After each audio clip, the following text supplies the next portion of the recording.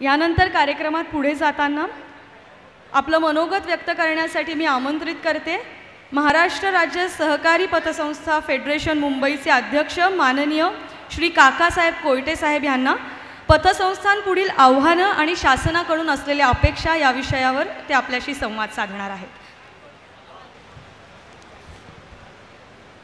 भारत देशातील सहकारी चळवळीचा आधारवड असलेले आपल्या सर्वांचे नेते सन्माननीय शरदचंद्रजी पवार साहेब, सन्माननीय धनंजयजी मुंडे साहेब, त्याचप्रमाणे महाराष्ट्र राज्य सहकार परिषदेचे अध्यक्ष आमचे मार्गदर्शक विद्याधरजी अनासकर, रिझर्व्ह बँक ऑफ इंडियाचे संचालक सन्माननीय सतीशजी मराठे, आमचे पतसंस्था चळवळीतील सहकारी मल्टीटेट पतसंस्था फेडरेशनचे अध्यक्ष सन्माननीय सुरेशजी वाबळे, व्यासपीठावरील सर्व मान्यवर, सगळ्यांचा वेळ नावं घेण्यात मी घालवत नाही का मला माझं वक्तव्य करण्याची संधी पुरेपूर वेळ जो मिळालेला आहे तो मला सत्कारणी लावायचा आहे.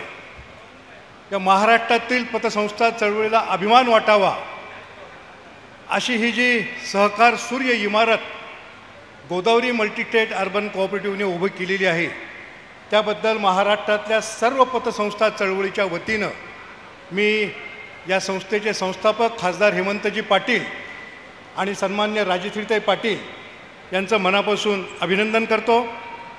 पवारसाहेबांना मी एवढंच निदर्शनाला आणून देऊ इच्छितो की साहेब, सहकारावर लोकांचा असलेला विश्वास म्हणजे गोदावरी, सहकारावर लोकांचा असलेला विश्वास म्हणजे गोदावरी, प्रगतीचं दुसरं नाव म्हणजे गोदावरी. हेमंत पाटलांचं नेतृत्व, राजश्रीताईंचं वक्तृत्व आणि कर्तृत्व, त्याचप्रमाणे धनंजय तांबेकरांचं व्यवस्थापन म्हणजे गोदावरी. याचा त्रिवेणी संगम या गोदावरी अर्बनमध्ये झालेला आहे आणि त्यामुळेच महाराष्ट्रातील पतसंस्था चळवळीला अभिमान वाटावा असं काम हेमंत पाटील आणि राजश्रीताई पाटील यांच्या माध्यमातून उभं राहिलेलं आहे. केवळ 8 वर्षाच्या कालावधीमध्ये 1600 कोटी रुपयांच्या ठेवी जमवायच्या, 8 वर्षामध्ये 1600 कोटी रुपयांची झेप घ्यायची.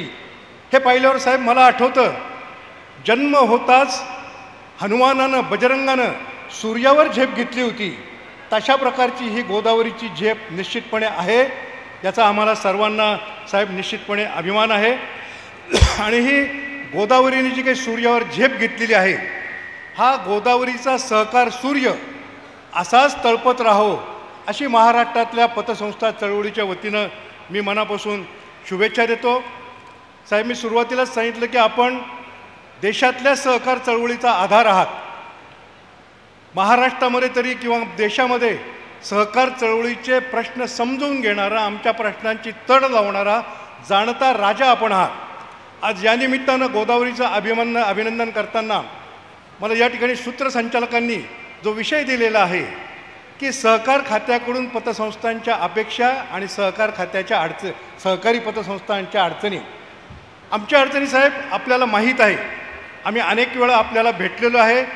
आमचे जे काही अडचणी आहेत, आमचे जे काही प्रश्न आहेत, हे नक्कीच मारुतीच्या शेपटासारखे आहेत.